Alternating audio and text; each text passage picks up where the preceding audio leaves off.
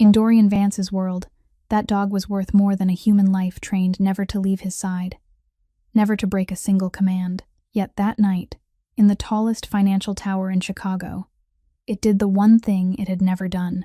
It abandoned its place beside the most powerful man in the city. It crossed a corridor full of stunned workers holding their breath, and it stopped before a woman kneeling to scrub the floor in a darkened corner, a widow with a crippled leg, someone this world had never once bothered to look at.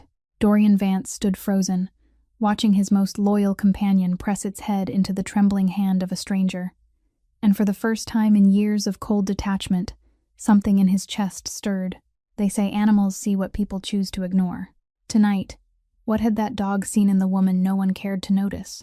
If this story touched your heart, leave a like and share it with someone who needs a reminder that kindness still exists. Don't forget to subscribe to our channel for more healing stories ahead. The 40th floor of Vance Tower was submerged in the cold glow of recessed lights, casting a steel blue sheen across the glass. Outside, the whole city of Chicago stretched out like a silent ocean of lights, but inside that vast office, no one dared to breathe too loudly. Dorian Vance sat behind the dark walnut desk, his hands folded together, his gaze so calm it sent a chill down the spine of the man standing before him. In front of him, a man named Garrett Boyd stood rigid, sweat beating at his temples despite the cool air conditioning in the room. Garrett had been his right hand for 7 years, the man he had trusted with the most important numbers. Tonight, those very numbers had exposed him. Dorian said nothing for a long while. He only turned over a sheet of paper on the desk, his eyes moving across the lines of figures someone had skillfully altered, sums of money that had flowed through 3 intermediary accounts before vanishing into thin air. Garrett opened his mouth to explain himself, his voice trembling as he said it was only an accounting error, that he would clarify everything within the next few days. Dorian looked up, and that single look was enough to make Garrett's words die in his throat. He didn't shout. In Dorian Vance's world, the man who had to raise his voice was the man who had already lost his power. He reached for the phone, dialed a familiar number, and spoke in an even tone, as if he were ordering a cup of coffee. He told the person on the other end of the line to freeze all of Garrett's access, revoke every signature authority, and send someone to clear out his desk before dawn. That was all. A call lasting less than a minute, and the entire career Garrett had built over the past 7 years collapsed neatly, like a building being dismantled from the inside. Garrett went pale, stammering as he begged, saying he had a wife and children, that he had debts to pay. Dorian stood, came around the desk, and stopped 1 step away from him. He said softly that he wasn't punishing him because he was poor or because he was greedy, but because he had betrayed trust, and more importantly, because he hadn't acted alone. That sentence left Garrett frozen, because they both understood that the missing money was too large, too carefully concealed, for him to have arranged it by himself. Behind Garrett was someone else, a faceless shadow that had slipped deep into Dorian's empire long ago, using men like Garrett as a shield. Dorian had sensed that person's presence for many months. In every crooked stream of money, every murky contract, every name that appeared and disappeared like smoke. Tonight, he hadn't come to this tower because of Garrett. Garrett was only the loose thread he had pulled in order to reach the real ball of yarn.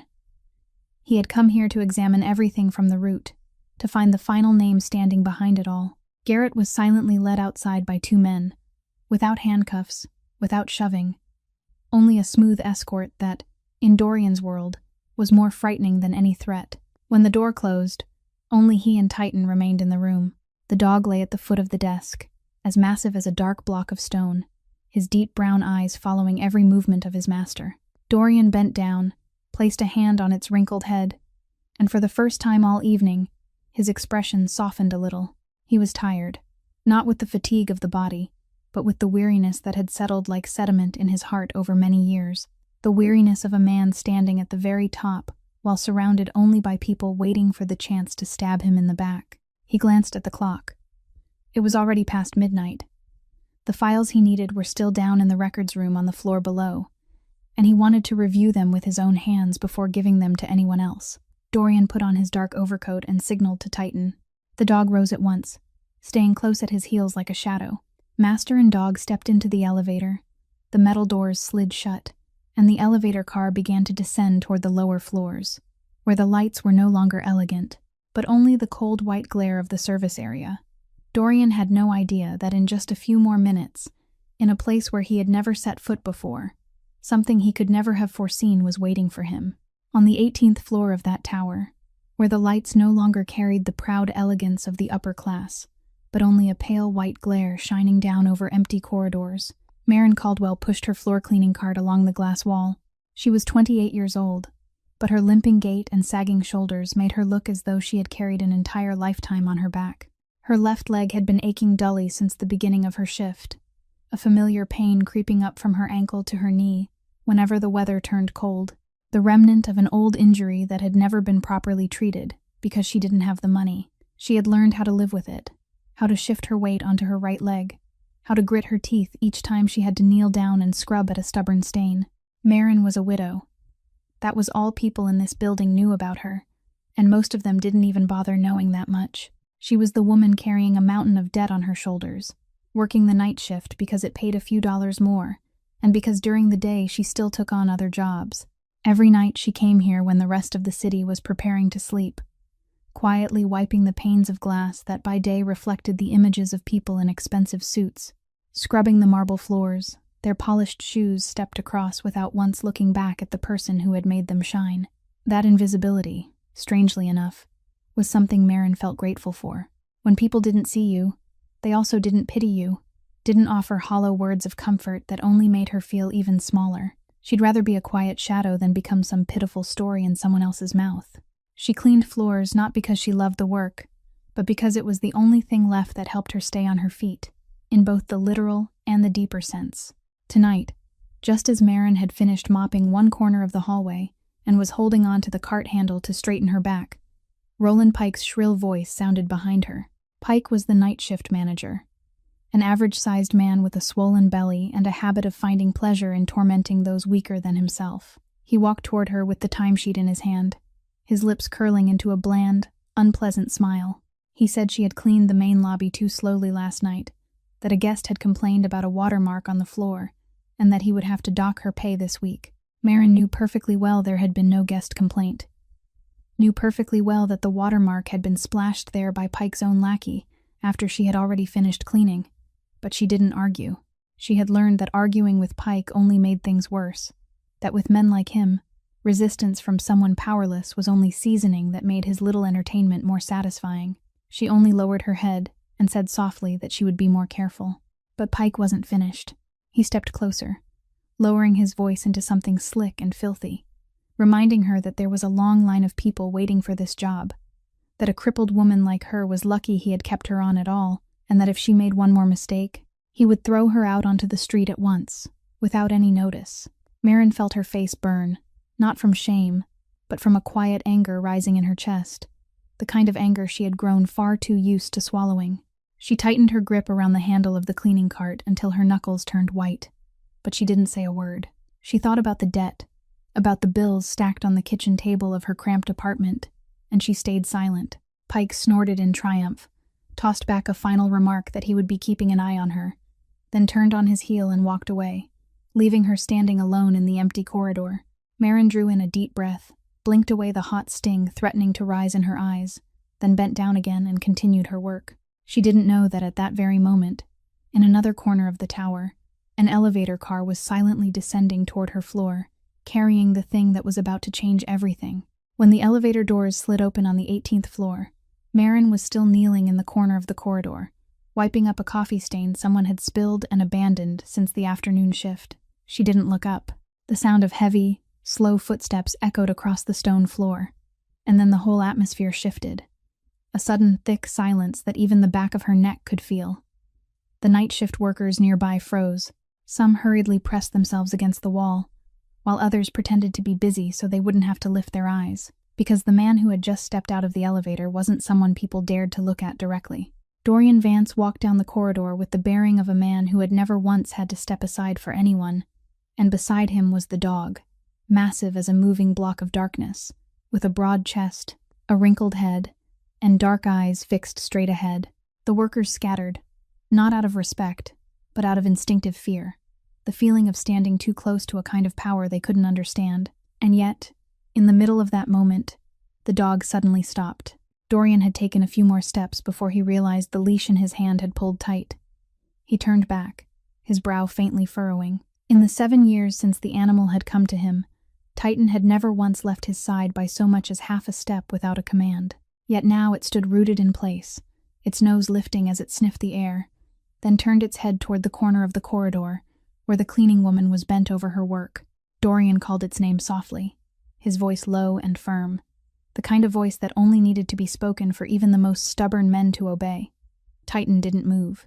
Then, under the stunned eyes of everyone there, the dog pulled the leash taut and walked straight toward Marin, each step slow and certain, as though it had chosen that path a very long time ago. Marin looked up when the enormous shadow fell over her. An animal that large was enough to make anyone step back, and yet she didn't shrink away. Perhaps she was simply too exhausted to know fear anymore. Or perhaps in the dog's deep brown eyes, she didn't see savagery, but something else. Something painfully close to herself. She sat still, the cleaning rag still in her hand, and quietly looked at it. The dog took one more step, then lowered its great head and pressed close to her dangling hand. Marin gave a slight start at that sudden warmth, but she didn't pull away. She only opened her palm and let the animal's wrinkled forehead rest against it, and something inside her chest seemed to loosen. A feeling she hadn't touched in a very long time, the feeling of being sought out by another living creature, not out of pity, but simply to be near. The whole corridor held its breath. One worker whispered whether they should call security, but no one dared to move. Dorian stood motionless a few steps away, his gaze shifting from the dog to the woman, then remaining there. He was used to watching people react to Titan with terror. He was used to seeing even men who called themselves hard and fearless turn pale and back away. But this woman was different. She didn't beg, didn't panic, didn't even lift her eyes to him in search of rescue. She only sat there, quietly touching the animal as if the two of them understood something no one standing around them could ever understand. Dorian called Titan again, and this time his voice held less command, carrying instead a faint trace of confusion he rarely allowed anyone to see. The dog still wouldn't leave. It leaned into the hand of the strange woman, steady as an anchor sunk into the bottom of the sea. And for the first time in many years, Dorian Vance found himself unable to predict what would happen next. After a moment of stunned silence, Marin lightly patted the dog's neck, then tried to brace one hand against the floor and kneel back down to the unfinished coffee stain, because whatever strange thing was happening, her shift still wasn't over, and Roland Pike was still lurking somewhere, waiting for a reason to find fault with her. But the moment she shifted, putting her weight onto her knee, Titan immediately turned, placing his enormous body across her path and blocking her from bending any lower. The dog didn't growl, didn't bare its teeth. It simply stood there like a living wall, its heavy head pressing against her shoulder, forcing her to sit upright. Marin stared in bewilderment and gently tried to push it away, but the animal was steady as stone. It was in that very moment, as she struggled, that her face briefly tightened, a quick flinch at the corner of her mouth as pain shot through her left leg. She hid it at once, pretending nothing had happened, but it was already too late. Dorian, who had spent his whole life reading what other people tried to conceal, had seen it. He stepped closer, his gaze moving from the dog down to the leg she was holding out at an unnatural angle, then to the fingers gripping the edge of the cleaning cart for support. He understood at once that his animal had sensed what no one else in that corridor had bothered to notice, that the woman kneeling there to scrub the floor was enduring a pain she had buried behind a stubborn face. Dorian spoke, his voice low and calm, asking if she was all right. Marin looked up at him, and instead of the frightened, submissive look he was used to seeing, her eyes shone with a hard-edged wariness. She said she was fine, that she was only doing her job, and that if he needed to pass, she would move out of the way. That blunt answer made Dorian's brow draw together slightly. Not because he was offended, but because he was surprised. He said his dog didn't do things like this for no reason, that it was trying to stop her from kneeling down. Marin let out a small laugh, the kind of laugh that held no happiness at all, then said perhaps his dog was wiser than its master, but unfortunately, that wisdom couldn't pay her rent. She tried again to push the animal aside so she could stand, but her leg refused to obey, and she staggered. Dorian instinctively reached out, but he stopped halfway when he saw her eyes harden at once, a silent warning that she didn't need to be helped up. He withdrew his hand and let her hold on to the cart handle and rise by herself, little by little, with a stubborn dignity that made it impossible for him to look away. Once she was steady on her feet, Marin exhaled, then looked straight at him and asked who he was, coming all the way down to a floor no one cared to visit at such a late hour. Dorian didn't answer immediately. He looked at the woman before him, at the hurriedly tied hair with a few loose strands falling free, at the faded janitor's uniform, at the leg she was trying so hard to hide was hurting, and most of all, at those eyes, the eyes of someone who had lost so much that she had nothing left to fear. He realized he was standing before something very rare in his world, a human being who hadn't been conquered, even though life had done everything it could to break her. He quietly answered that he was only someone who happened to be passing by, then bent down and patted Titan's back, signaling for it to return to his side. This time the dog obeyed, but it walked slowly, looking back at the woman every few steps, as if it had never truly wanted to leave. And as Dorian turned away, he realized that he, too, was lingering in much the same way. Dorian hadn't gone far when the sound of hurried shoes struck the end of the corridor, and Roland Pike appeared, his face dark with anger, as he saw the workers gathered together and neglecting their duties. He didn't recognize the man in the dark overcoat standing there, and he didn't even bother noticing the enormous dog beside him, because in his mind at that moment there was only irritation and the old habit of taking his anger out on the weakest person nearby. He strode straight toward Marin and shouted that she was dragging her feet again, that who did she think she was, standing around chatting during working hours. Marin opened her mouth to explain that she hadn't been chatting at all, but Pike didn't give her the chance. He snatched the cleaning rag from her hand and flung it onto the floor, then unleashed a string of cruel words, calling her useless, a burden, saying that a limping woman who dragged herself around like her should have been grateful he still gave her the charity of this job. He said he was sick of having to remind her that first thing tomorrow morning he would draw up the paperwork to throw her out onto the street. And this time no one would be able to save her.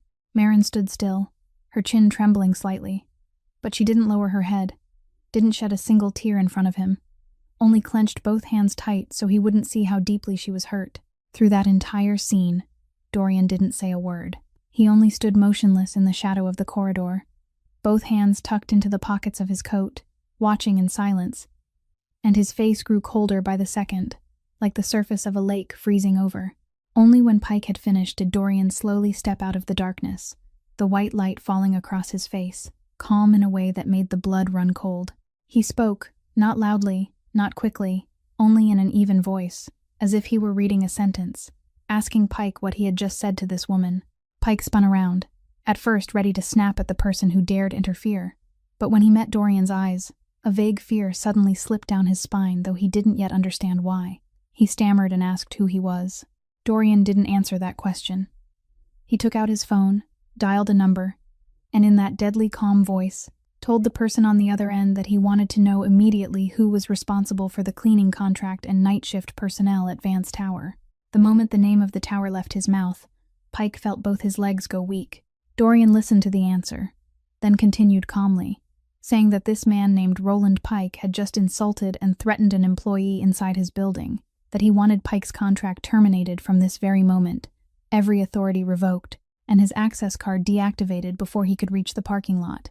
Pike froze where he stood, his face drained of every drop of color, stammering that there must have been some mistake, that he hadn't known, that he was only doing his duty. Dorian cut him off, his voice still never rising, and it was precisely that composure that frightened people most.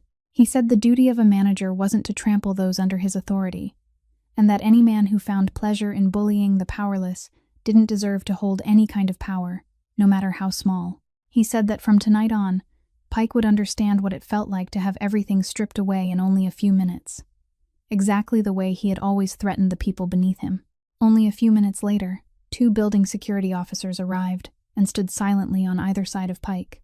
There was no shoving, no raised voice, but the way they escorted him away was colder than any act of roughness. Pike looked back at Marin, his eyes filled with both terror and a plea for rescue, but she only watched in silence, neither satisfied nor pitying.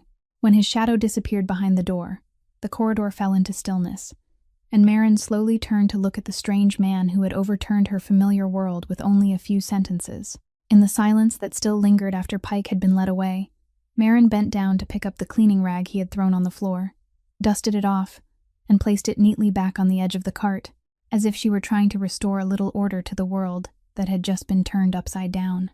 Dorian watched her make those small movements, then spoke, and this time his voice had lost some of the coldness from moments before.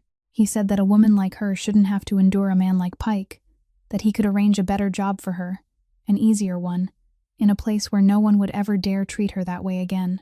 He added that if she was having trouble with money, he was willing to help, and to him it would hardly mean anything at all. Marin stopped moving. She slowly lifted her eyes to him, and in her gaze there was none of the gratitude he had expected, only a guardedness that had become a habit. She asked who he thought she was, asked whether he believed that by throwing money around, he could rearrange another person's life to suit his own satisfaction. Dorian fell slightly still, because this wasn't a reaction he had ever encountered. In his world, people reached out and accepted before he had even finished speaking. People lowered their heads. They thanked him. They treated his help as if it were a blessing handed down from heaven. And yet this limping woman, in a faded uniform, looked at his kindness as though it were something being offered for sale that she had no wish to buy. She went on, her voice even, but every word firm, saying that she was grateful he had made Pike pay for what he had done, but that was because Pike was wrong, not because she was pitiful. She said she didn't need anyone to hand her a job out of charity, that the work she was doing, no matter how lowly it seemed in the eyes of the world, had still been earned by her own hands and her own sweat, and she would rather keep kneeling to scrub every stretch of this floor than accept a single dollar she hadn't earned herself. She said people could take almost everything from her health, her family, her money. But there was one thing she would never allow anyone to take away, and that was the right to stand on her own 2 feet, even if one of those feet was no longer whole. Dorian went silent. He looked at her for a long time, and in that moment, the man who was used to commanding an entire empire suddenly couldn't find a single word to answer. He had met countless strong people who believed themselves hard and unbreakable, but most of them collapsed the moment he placed a large enough number on the table. This woman, who had nothing in her hands, stood before him with something his money couldn't buy and his power couldn't bend. He quietly asked whether she knew who he was, not to threaten her, but because he was curious whether her attitude would change if she truly understood the man standing in front of her. Marin answered that she didn't need to know, that to her he was a stranger who had happened to be kind tonight, and tomorrow she might never see him again, so who he was didn't matter. She bent down and took hold of the handle of the cleaning cart, ready to push it onward, but before turning away, she paused and added softly that if he truly wanted to do something good, he should remember that not every poor person needed pity. Some people only needed to be seen as human. Then she pushed the cart away, her limping figure gradually disappearing at the end of the corridor, leaving Dorian standing there with the dog at his feet, and a strange feeling he had forgotten a very long time ago, the feeling of having just met someone who made him look back at himself. Marin's final words that night clung to Dorian for many days afterward. He, a man long accustomed to forgetting the faces of those who begged him, couldn't drive from his mind the image of the limping woman pushing her cleaning cart down the corridor and disappearing without once reaching for the thing this entire city longed to receive from his hand. He wasn't used to being refused. But what troubled him wasn't the refusal itself. It was the way she refused him, with a dignity that he himself, amid all his money and power, had lost a long time ago. Instead of ordering people to investigate her the way he usually did with anyone who came under his attention, Dorian quietly learned only enough to know that her name was Marin Caldwell, that she worked 2 jobs at once, and that she was carrying a hospital debt from the old days. He stopped there and went no deeper, because some part of him understood that the woman would see having her private life dug through as an insult even heavier than poverty itself. What Marin didn't know was that a few days later, the burden on her painful leg was mysteriously eased. Her shift was moved to an area where she had to kneel less often. The heaviest tasks were suddenly taken over by someone else, and the new manager who replaced Pike was polite and fair, never once raising his voice. Marin thought it was luck, or perhaps some new building policy, and she never suspected that behind those quiet changes was a hand arranging things in silence, a hand that had deliberately left no trace so she wouldn't feel indebted to anyone. Dorian did all of it from the shadows, without a message, without any showy gift, because he had learned from her that true kindness didn't need to announce itself in order to be credited. Some nights, he still went down to the lower floors, using the excuse of checking the building's operations, only to see her working from a distance and reassure himself that she was all right. Titan always went with him, and strangely, that dog, who was usually silent and indifferent toward the whole world, would prick up its ears each time it heard Marin's limping footsteps, pulling the leash tight in her direction. One night, as he stood silently at the end of the corridor and watched, one of his trusted bodyguards who had come with him blurted out a question, asking why his boss cared so much about a cleaning woman. Dorian was quiet for a long while, then only answered softly that there were people who reminded him of something he had lost a very long time ago. He didn't say what that thing was, and the bodyguard was wise enough not to ask further. But in that moment, Dorian's eyes, usually sharp as steel, suddenly sank with the shadow of an old pain he had buried carefully beneath layer after layer of power and coldness. Because the injustice Marin was carrying, the sight of a vulnerable person being trampled by those stronger than her while no one cared enough to look, touched the deepest wound inside him, the wound he had spent his whole life trying to fill by punishing those who bullied others. He watched Marin work with quiet diligence, watched the way she endured in silence without ever collapsing, and in her he saw a resilience that filled him with both admiration and sorrow. For the first time, after so many years of living in a world made only of calculation and betrayal, Dorian Vance found himself wanting to protect something, not for profit, not for power, but simply because it deserved to be protected. He didn't yet know that this quiet concern would soon pull them both into a storm neither of them could have foreseen, a storm that had been gathering for a long time beneath old secrets, waiting for the day they would rise into the light.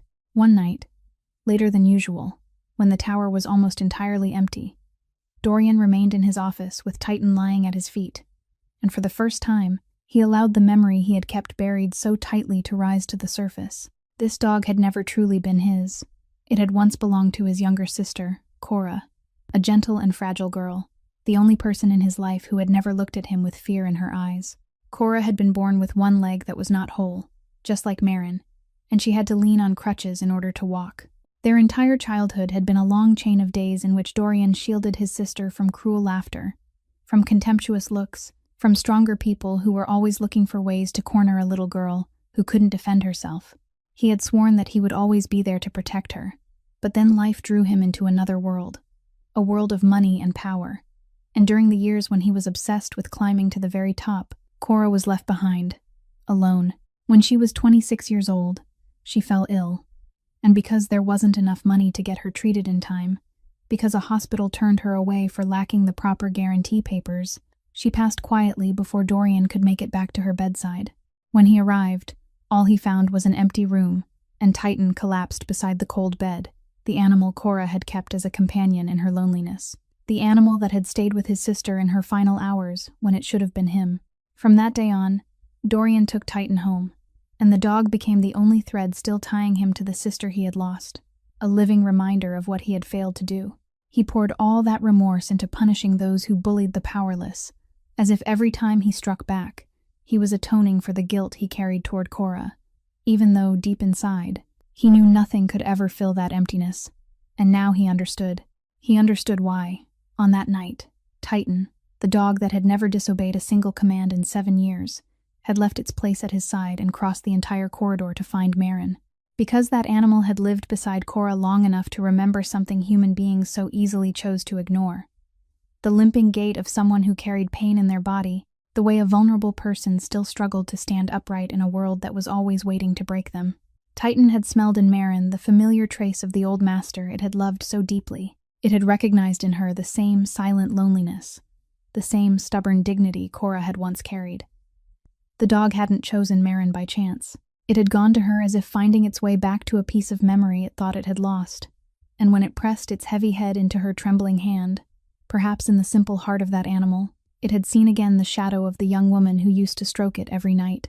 Dorian bent down, placed his hand on Titan's wrinkled head, and for the first time in many years, his eyes stung. He whispered to the dog that it had always been wiser than he was, that it had seen what he had nearly missed again.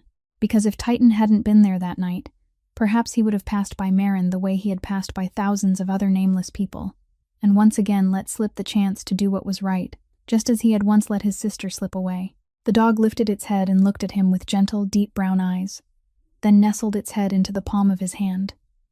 And in that quiet moment, the most powerful man in the city sat there, holding the animal close, carrying in his heart a new resolve that this time, he wouldn't allow the old regret to repeat itself ever again. A few nights later, Dorian went down to the lower floors as he often did, But this time he didn't stand at a distance and watch. He stayed and talked, and slowly, between two people who were both used to keeping their hearts sealed away, a fragile trust began to take root. During a brief break, when Marin sat down on the bench in the corner of the corridor to let her painful leg loosen, Dorian saw her quietly pull a small object from the pocket of her uniform and hold it tightly in her palm, as if it were an unconscious habit. It was an old watch, its glass face cracked by a single line, its leather strap worn thin, something worth very little in money, yet preserved by her as if it were a treasure. He asked softly, and Marin remained silent for a long while before answering, her voice sinking low, that it had belonged to her husband, Daniel, who had died nearly 2 years earlier. She told him in the flat, quiet voice of someone who had cried until there were no tears left, that Daniel had been an electrician, a gentle man who had only wanted to work enough for the two of them to have a small home and a peaceful future. He had taken a job at a large construction site, and on that fateful day, he had been ordered to climb up and handle a wiring system he himself had warned many times was unsafe. A system the contracting company knew perfectly well had problems, but still forced the workers to deal with so they could keep the project on schedule. Marin closed her eyes when she spoke of that moment, the moment she received the call in the middle of the day, the stammering voice on the other end telling her there had been an accident, that Daniel had fallen from above after a failure that should never have been allowed to happen. She said she had run to the hospital with legs that were still whole then, had sat for hours in that stark white hallway waiting in vain, only to receive this watch in the end, the only thing left intact on him, the thing that had kept ticking steadily, while the heart of the man who wore it had stopped beating. Dorian listened in stillness, without interrupting once, because he understood that respectful silence was sometimes worth more than any words of comfort. Marin went on, and this time her voice began to tremble with an indignation she had suppressed for far too long, saying that after Daniel's death, that contracting company had washed its hands clean of every responsibility. They hired the best lawyers, twisted the records, blamed Daniel himself for being careless, and turned an accident they had caused into the fault of the man who was already dead. She had no money to pursue a long lawsuit, no power to stand against an entire corporation, and all she could do was hold her husband's injustice in her arms until she broke beneath it. It was during those exhausted months that she suffered the accident that left her with the damaged leg she had now, and because the little money she had left had already gone into the funeral and the debts her husband had left behind, she couldn't get proper treatment, so she had no choice but to carry that injury with her for the rest of her life. She tightened her hand around the watch and said softly that she didn't keep it to feed her grief, but to remind herself that Daniel had once been a decent man, that he hadn't deserved to die under injustice and have his name stained that way. She said she wanted nothing more than for the truth to come to light one day, so her husband's innocence could be restored, though she knew that for someone in her position, that day would probably never come. Dorian looked at the watch in her hand, then into the eyes of the woman struggling to hold back her tears, and something inside him quietly tightened because her story had awakened a vague instinct in him that he still couldn't name. A few days after that conversation, during a late-night shift, Marin was assigned to clean an empty office on one of the upper floors, where people had recently moved out and left behind a mess of papers that needed to be destroyed. She quietly gathered the stacks of documents into a bin. Most of them were old contracts, invoices, numbers that meant nothing to a cleaning woman like her. But when her hand touched a hard-covered file, her eyes accidentally swept across the name printed on the first page, and her whole body suddenly went rigid. It was the name she would never forget, even if she lived another 100 years. The name of the contracting company that had pushed her husband to his death and then washed its hands of him, the name that had haunted her through every sleepless night for nearly 2 years. Marin stood rooted in the empty room, her hands trembling as she turned page after page, and the more she read, the colder her spine became. These documents weren't ordinary construction contracts. They were tangled money trails, cleverly disguised expenses, transactions flowing from one company to another before circling back to the same point, and the contracting company that had killed her husband was only one small link in that complicated web. She didn't understand all the numbers, but she understood enough to recognize that the corporation that had crushed her life wasn't simply a careless contractor, but a cover for something far larger and much darker. Just then, footsteps sounded in the hallway outside, and Marin hurriedly slipped the file inside her coat, her heart pounding, though she herself didn't understand why she was hiding it, instead of dropping it into the destruction bin, as she'd been told. Perhaps it was instinct, Perhaps it was a quiet voice inside her telling her that these pages held part of the truth she had spent so long aching to find. That night, she brought the file back to her small apartment, spread it out beneath the weak yellow light, and stayed awake until dawn, tracing line after line. She didn't know that during those same days, somewhere else inside the tower, Dorian was following that very same network. The faceless traitor he had been hunting for so long had used that exact contracting company as a backroom channel to launder dirty money, turning what seemed like a harmless construction business into a machine for moving funds through hidden transactions. The name that had killed Daniel Caldwell and the name now threatening Dorian Vance's empire turned out to be one and the same. Two people who seemed to come from separate worlds, a widow who cleaned floors and a powerful boss, were walking the same road without knowing it, bound together by the same enemy in the dark. Fate hadn't arranged their meeting by chance. It was evil itself that had silently pulled their lives closer together, an evil that had scattered grief over both of them in different ways. Marin sat among the documents until nearly morning, her heart tangled with 100 thoughts. One part of her wanted to take everything she had found and report it, to finally demand justice for Daniel. But another part of her was afraid, because she understood that people powerful enough to cover up a death and twist the truth were also ruthless enough to silence anyone who dared touch their secrets. She tightened her hand around Daniel's watch, and for the first time after so many months of endurance, a small spark of courage kindled inside her chest, though she didn't yet know that simply keeping that file had unknowingly pushed her into the sight of a dangerous force. During those sleepless nights spent tracing every page of the file, an old memory suddenly came back to life inside Marin, pulling her back to the final days she had spent with Daniel. She remembered that not long before he died, her husband had become unusually quiet, often staying up late to write things down. And once, he had given her a small tin box containing several papers and an old hard drive, telling her to keep it safe and not let anyone know about it, saying it was something that would protect her if anything bad ever happened to him. At the time, Marin had only thought her husband was worrying too much, and after he died, in the deepest agony of her grief, she had placed that box at the bottom of a cabinet and forgotten all about it, never once opening it to see what was inside. Now, as she compared the numbers in the file she had found with the faint memory of what Daniel had once said, a chilling truth slowly took shape in her mind. She sprang to her feet, searched through the bottom of the cabinet, and found the dust-covered tin box. Inside were pages of careful notes, written in her husband's familiar handwriting, photographs of the faulty wiring system the company had deliberately ignored, and recordings of conversations in which supervisors ordered workers to continue the job, even though they knew very well how dangerous it was. Daniel, that gentle electrician, had in fact been quietly gathering evidence of the company's deadly negligence. Perhaps because he had sensed the danger creeping closer to him, he hadn't only left her a watch as a keepsake. He had also left behind something that could expose the crime that had taken his life, something she had unknowingly kept for nearly 2 years, without ever realizing its true value. But what Marin could never have imagined was that at the very same moment she discovered that secret, the hidden enemy on the other side had also begun watching her. For nearly 2 years, no one had cared about the nameless cleaning woman who had been left a widow, because to them, she was only a shadow already crushed and left behind. But from the night Dorian Vance's dog chose her in the corridor, from the moment she entered the attention of the most powerful man in the city, everything had changed. The traitor inside Dorian's empire, who had always watched his every movement, realized that his boss had suddenly developed an unusual interest in a woman who worked the night shift as a cleaner. He sent people to dig into her background, and the name Caldwell appeared like a warning bell. He immediately recognized the deadly connection, that this woman was the widow of the electrician from years before, the electrician they had believed they dealt with cleanly, and that if Daniel Caldwell had ever held anything capable of exposing them, then the one person who might still have it was Marin.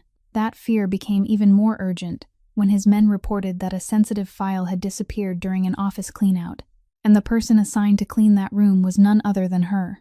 Every piece locked into place in the traitor's mind, and he understood that the widow who had seemed harmless was now the greatest threat to him, a ticking bomb that could blow apart the entire network he had worked so hard to build. From a shadow no one had bothered to notice, in only a few days, Marin Caldwell had become the name the enemy desperately needed to erase before it was too late, and she stepped into their sights without yet knowing that danger was quietly closing in around her.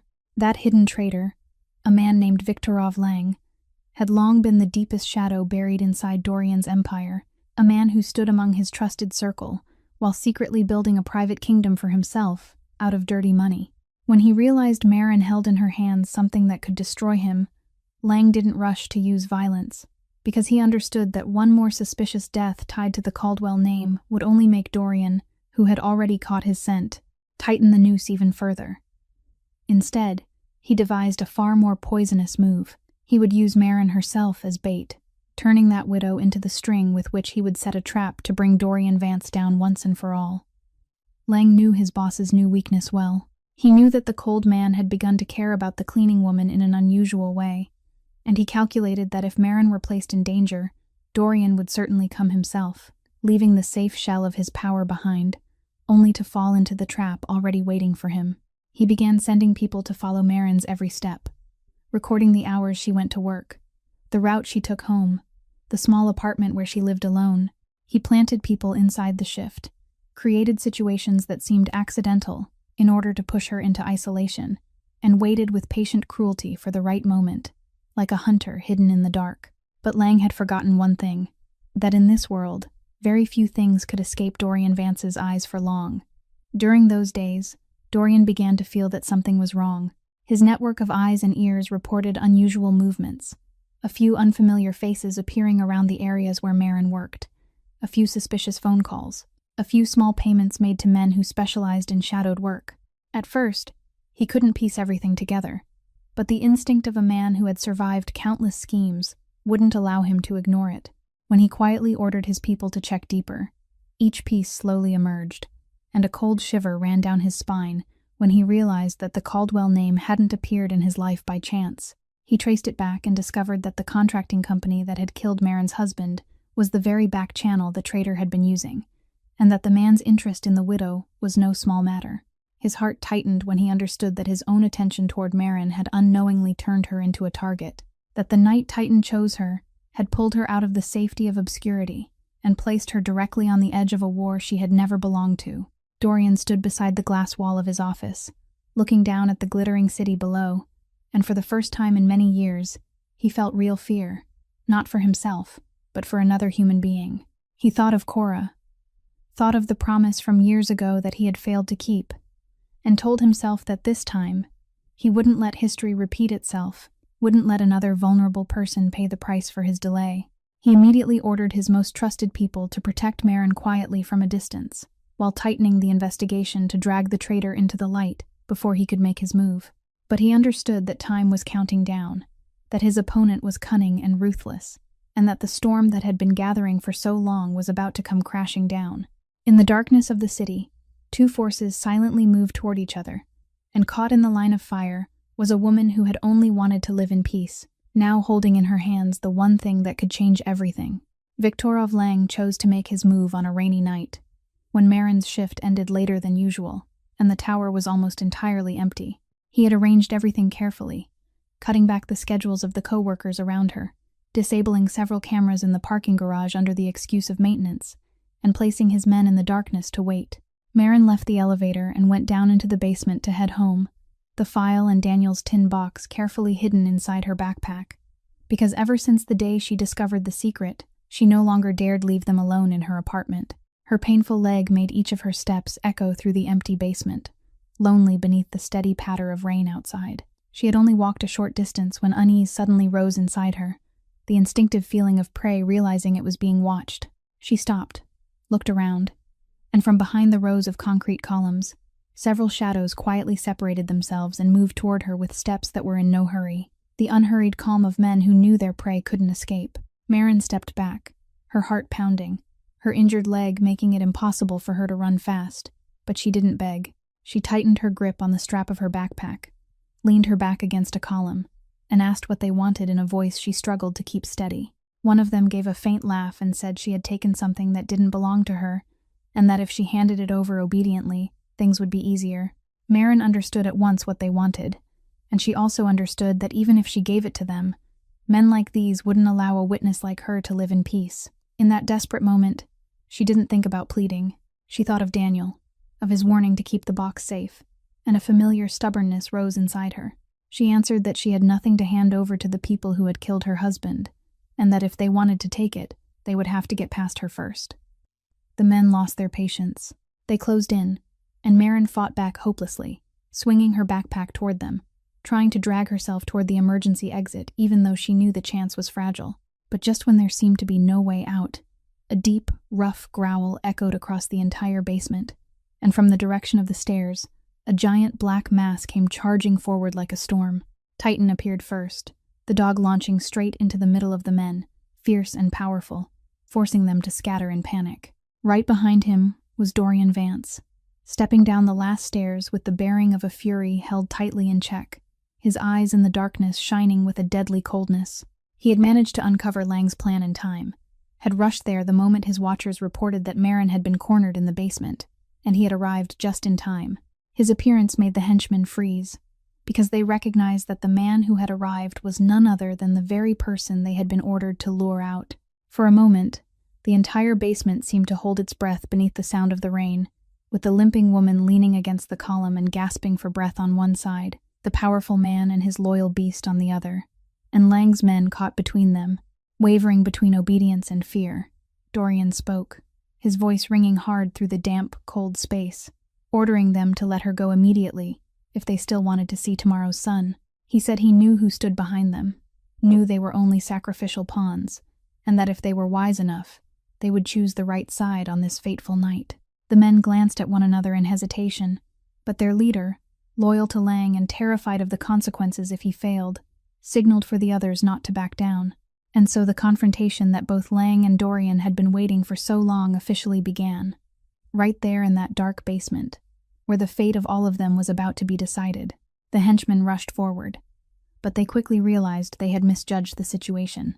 Dorian Vance wasn't a man who only knew how to give orders from behind a desk, and the people who came with him, the ones who had been silently following close ever since he uncovered the plot, had already surged in from the other entrances of the basement. In the chaos of that moment, Titan pinned down the leader, forcing him onto the concrete floor with nothing but the immense weight of his body, while Dorian's men swiftly disabled the others. Dorian himself moved with a terrifying calm, every motion decisive and calculated. He wasn't fighting to satisfy his anger. He was fighting to end it, to extinguish the threat aimed at the woman leaning against the column behind him. Within only a few minutes, the men Lang had sent were completely subdued, sprawled across the floor while the rain continued to murmur faintly from the street outside. But Dorian understood that these henchmen were only the surface, that the man he truly needed to face was still hiding somewhere. Then, from the far end of the basement, a slow round of applause echoed, out of place and filled with mockery. Viktorov Lang stepped out of the darkness, still in his perfectly tailored suit, still wearing the cold smile of a man convinced he always held the winning hand. He said Dorian had certainly not disappointed him, that he had known all along that once the bait was placed properly, the lion would surely leave its den. He boasted that the entire basement had been part of his calculation, that he had prepared for tonight to be the end of Dorian Vance's reign. Dorian didn't flinch. He looked at the traitor with a strange calm, then said softly that Lang was right about one thing. Tonight was indeed the end, but not for him. He said that while Lang had been busy pouring all his effort into setting this trap in the basement, Dorian's loyal people had quietly gathered every piece of evidence on his entire network, every stream of dirty money, every hidden transaction, every name that had joined him in betrayal. He let Lang know that it was his own arrogance, his habit of believing he was always cleverer than everyone else, that had exposed the fatal weakness. While Lang thought he was hunting Dorian, he had in truth been the one guided into the final corner of the board. The smile on Lang's face slowly disappeared when he realized that behind Dorian, at every exit of the basement, Dorian's men had already blocked every way out, and in one man's hand was the stack of documents Lang had believed was still safely buried in the dark. Lang understood that he had lost, not by fists, but by the very schemes he had always taken pride in. In desperation, he tried to lunge toward Marin, the woman he saw as the source of his entire collapse. But Titan blocked him at once, and Dorian's men immediately restrained him before he could get anywhere near her. Lang struggled and screamed cruel words, but it was already too late. Dorian stepped in front of him, bent down, and spoke quietly beside his ear, saying that those who trampled the powerless would always face a day of reckoning. and that an empire built on the blood and tears of innocent people like Daniel Caldwell could never stand for long. He straightened, then ordered his people to hand Lang and all the evidence over to the proper places, so the law, and even the underground forces he had once betrayed, could decide his fate. As Lang was escorted away, he still looked back at Marin with eyes full of hatred, but she only stood there, silent and steady, without turning away. The basement slowly returned to quiet, with only the sound of rain and Marin's uneven breathing left behind. And Dorian turned back toward her, his eyes softening, carrying a silent question about whether she was hurt. The victory that night did not come without a price. During the struggle to protect Marin, Dorian had taken a wound to his side that he hadn't noticed at all amid the tension, and it was only when the basement grew quiet again that Marin realized the fabric at his waist had turned dark. The man who had always stood as steady as a fortress staggered slightly, and this time, he was the one who had to lean on her arm to keep from collapsing. Marin forgot even the pain in her own leg, hurriedly helped him sit down, called for someone to help. And in that moment, the roles between them seemed to reverse. The strongest one now knew pain too, and he too needed a hand to hold him up. Dorian was taken for treatment that very night, and although the wound did not endanger his life, it was still a reminder that he wasn't invincible, that in order to do what was right, sometimes a person had to place even himself along the edge of danger. But the price he paid was not only the wound on his body. To bring Lang down and expose the entire network, Dorian had been forced to bring into the light secrets he himself had once wanted to keep hidden. He had to accept that part of the empire he had built would be cut open beneath the glare of investigation, and he had to sacrifice more than a few interests and hidden alliances he had carefully cultivated over so many years. Some doors of power that had once stood wide open to him now closed, and some who had once feared him now turned wary, because a boss who dared expose rot within his own ranks was, in the eyes of men from the same world, a dangerous and unpredictable boss. Dorian understood those losses clearly, but this time he chose to pay the price without regret, because he knew there were things worth more than power, and returning justice to an innocent man was one of them. In the days that followed, the consequences of that night in the basement spread like a silent earthquake. Viktorov Lang, the man who had once believed he stood above everyone, now faced total collapse. The evidence Daniel Caldwell had left behind, combined with the files Dorian's people had gathered, fully exposed an entire money laundering operation and the crimes that had been hidden for so long. The contracting company that had once washed its hands of Daniel's death, that had twisted the truth and trampled on Marin's pain, was dragged into the light along with Lang. The people at the top were investigated one after another, their assets frozen, and the shining mask they had built over many years shattered in a short time. Those who had once stayed silent out of fear began to speak. Other victims who had been crushed like Daniel slowly became known, and the name that had once spread grief became a symbol of the punishment evil must someday receive. Marin watched all of it with a feeling she couldn't fully describe, both relieved and aching, because even when justice came, it could not bring Daniel back. But she knew that somewhere, perhaps, her late husband could finally close his eyes in peace, now that the truth he had risked his life to preserve had not been buried in darkness after all. She came to Dorian's bedside and sat quietly beside him, and for the first time, she no longer looked at him with the guarded eyes of those early days. She softly thanked him, not only because he had saved her from danger, but because he had believed in the truth she had protected alone for so long, because he had been willing to pay such a costly price for a stranger who shared neither blood nor family with him. Dorian looked at her and quietly answered that she had never been a stranger, that perhaps from the very night Titan chose her, fate had already arranged for two wounded people to find each other in the vast sea of humanity. As the investigation moved deeper into the evidence that had been brought to light, a truth even more bitter than anything Marin had ever imagined gradually emerged. Daniel's death had not simply been the result of negligence, as she had believed for so long. The records showed that even before the day he had the accident, the contracting company had known Daniel was quietly collecting evidence of their violations, known that this gentle electrician had begun asking questions about the unsafe systems they had deliberately ignored in order to drain money from the project. Daniel had not merely been an accidental victim of a worksite tragedy. He had been a threat they wanted removed. The day he was ordered to climb up and repair the faulty wiring system had not been a random assignment, but a trap arranged by people who wanted to silence him forever and disguise it as an unfortunate workplace accident. And behind that deadly order, hidden beneath many layers of fronts and shields, was no one other than Viktorov Lang's network, the same network that had turned the contracting company into a tool for his filthy schemes. When Marin read those conclusions, she sat frozen for a very long time, both hands gripping Daniel's watch, and the tears she had held back for nearly 2 years finally rolled down her face. She cried not because she was surprised, because deep in her heart she had always felt that something had been hidden, but because her husband had finally been cleared, because the world would no longer see Daniel as a careless worker who had caused his own death, but would know him as a brave man who dared to stand against wrongdoing and paid for it with his life. That truth could not soothe the loss, but it returned to Daniel the most precious thing those people had once tried to steal from him: his honor and his innocence. The case quickly caused a shock. The authorities stepped in. The file on Daniel Caldwell's death was reopened, and this time, with evidence that could not be denied, no team of lawyers could twist the truth anymore. The people who had signed the order that sent him to his death were named one after another, and the company that had once moved freely beyond the reach of the law now had to face the punishment it deserved.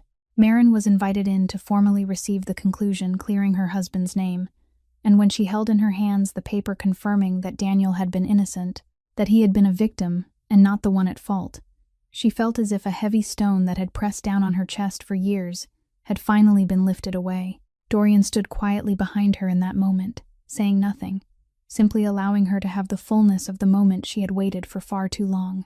He understood that this moment belonged to Marin and Daniel, a belated farewell between husband and wife, and that his silent presence was all she needed right then. When she stepped out of the public office building beneath a rare shaft of sunlight after so many rainy days, Marin lifted her face toward the sky and softly whispered a few words to her late husband, telling him that the truth had finally won, that he could rest now. In that moment, for the first time in nearly 2 years, her face relaxed into a peace she had thought she had lost forever, and beside her, Dorian watched in silence, his heart filled with a feeling he himself could hardly name, the feeling of a man who had helped reclaim one small part of what life had once stolen from them both. After everything had settled, one afternoon Dorian came to see Marin, and this time he didn't carry himself like a powerful boss, but simply like a friend paying a visit. He sat down across from her, and instead of offering help in the way that had once offended her, he chose another way, the way he had learned from her own precious stubbornness. He told her about Cora, about the younger sister with one leg that had never been whole, the sister he hadn't been able to save in time, and about the regret that had followed him for so many years. He said he understood why she didn't want to accept anyone's pity, because Cora had once been proud in exactly the same way. Then he gently said that he knew her leg could be treated, that there were skilled doctors who had helped many difficult cases others had given up on, doctors who might help her walk normally again, and that he had looked into it carefully. He didn't place money on the table, didn't speak of favors, but only said that he wanted to give her a chance, and that the decision to accept it or not was entirely hers. Marin was silent for a long time. Inside her, there was still the self-respect that had followed her all her life, the part of her that never wanted to owe anyone anything. But this time, when she looked into Dorian's eyes, she no longer saw the charity of the strong offered to the weak, but the sincerity of a man who had walked through the storm beside her, a man who had bled to protect the truth she had guarded. She realized that refusing him now was no longer about preserving her dignity, but only about being stubborn. True dignity, she came to understand, didn't lie in rejecting every hand held out to her, but in knowing how to tell the difference between pity and sincere respect. She quietly asked him why he was doing all of this for her, and Dorian answered that it wasn't because he thought she was pitiful, but because he believed she was worthy, that a woman who had held on to the truth and her dignity through so much suffering deserved the chance to move forward on 2 healthy feet. Those words touched Marin, because they didn't diminish her. They lifted her up. She nodded, and for the first time, she accepted help, not because she was weak, but because she had learned how to trust another human being. The surgery took place afterward, and the weeks of recovery were not an easy journey. Marin had to learn to walk all over again, had to be patient with every painful step, but she faced it all with the same strength that had helped her survive the darkest years of her life. Dorian never once did anything for her that she needed to do herself, because he understood that she needed to walk on her own. He only stayed quietly by her side, while Titan was always near her feet, like a loyal guardian. Then one morning, after so many days of effort, Marin stood up by herself and took her first steps without holding on to anything. the leg that had tormented her for so many years now able to support her steadily. She walked slowly toward the window, sunlight spilling over her face, and she broke down in tears. But this time, they were tears of joy, the tears of a person finally given back something life had once cruelly taken away. She turned to look at Dorian standing silently behind her, and in their eyes, without needing a single word, they both understood that they had walked through the darkness together and found the light. Many months had passed since that fateful night in the basement, and Marin's life had changed in a way she had never dared to dream of during her darkest years. She was no longer the silent shadow, kneeling to scrub floors in empty corridors in the middle of the night. No longer the widow carrying a heavy injustice in her heart with no one to tell. She walked steadily on her own 2 feet. And more important than anything, she had learned that opening her heart to trust another person wasn't a sign of weakness, but another kind of courage, the kind of courage that years of suffering had made her forget she once possessed. Dorian, too, was no longer the cold, solitary man standing at the peak of power, wearing a shell of steel every day to hide a deeply wounded heart. 2 people who had once known only how to survive alone in this world, who had built walls around themselves so no one could ever touch them, had now stopped carrying that loneliness by themselves because they had found in each other a place to lean on. And the strange thread that connected them, the thread that had begun on that rainy night, still moved faithfully around their feet in the form of a huge, wrinkled dog with gentle brown eyes. Titan now lived peaceful days, no longer needing to guard against danger, needing only to lie in the sunlight by the threshold and watch over the 2 people it loved. On some afternoons, Marin would sit by the window, quietly take out the old watch with the cracked glass face, hold it in her palm for a long while, then smile and put it away again. The dog would lie beside her, resting its head on her knee, and she would gently stroke that wrinkled head, understanding that it had been the bridge that led her out of the darkness. Marin and Dorian's story did not end with some dazzling miracle, but with something far simpler. 2 wounded people healing each other through understanding and respect. And if there is one lesson left behind by everything that happened, it is that a person's true strength does not lie in power or money, does not lie in the ability to make others afraid, but in daring to use what one has to defend the vulnerable, to return justice to those who have been trampled, and to help a fallen person stand again without ever injuring their dignity. Kindness placed in the right hands can lift an entire life back to its feet, and sometimes, the person most deserving of love is the very person the whole world has accidentally forgotten. Please remember that in this life, every human being, no matter how small or quiet they may seem, deserves to be seen, respected, and treated with kindness. If this story has touched your heart, please leave a like and share it with those who need to be reminded that goodness still exists in this world. Don't forget to subscribe to our channel so that every day you can listen to many more meaningful and healing stories like this. How do you feel about Marin and Dorian's journey, and about the loyal dog that connected 2 destinies that seemed as though they would never meet? Please leave a comment sharing the feelings deep inside your heart, because we always hope to listen and walk alongside you. Thank you for taking the time to follow this story until the very last moments. May everyone listening to this story always have abundant health, a joyful life, peace, and serenity every day. Goodbye, and I'll see you again in the next stories.